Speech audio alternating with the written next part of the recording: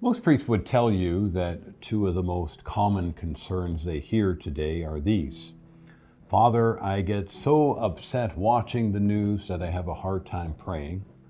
And, Father, I'm heartbroken that my children no longer go to church. Interestingly, this Sunday's readings speak directly to both concerns. All three readings begin with someone caught in a storm. Elijah is living through a national and spiritual crisis. Peter is literally caught in a violent storm at sea.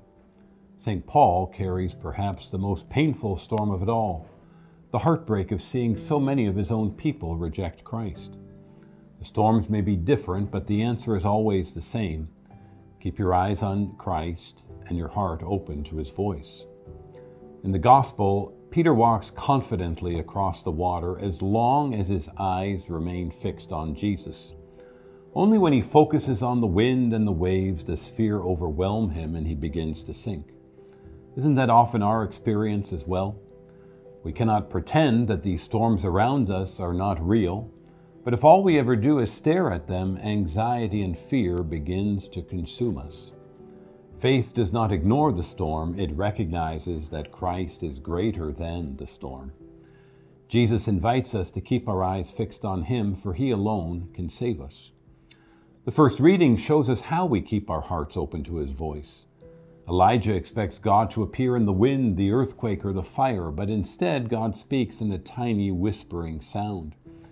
He does the same with us. In a noisy and anxious world, his voice is most clearly heard in the silence of prayer. It is there that our faith is strengthened and our gaze returns to Christ. Finally, St. Paul reminds us what this looks like when the storm touches those we love.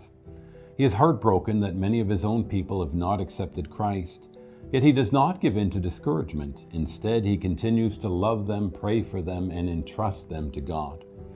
Parents whose children have drifted from the faith can find great hope in Paul's example. We cannot force another person to believe, but we can continue loving them, praying for them, and trusting that God never stops pursuing their hearts.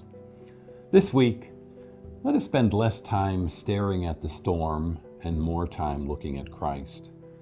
When our eyes remain fixed on him and our hearts stay open to his quiet voice, we discover that peace is not the absence of storms, but the confidence that Jesus is Lord even in the midst of them.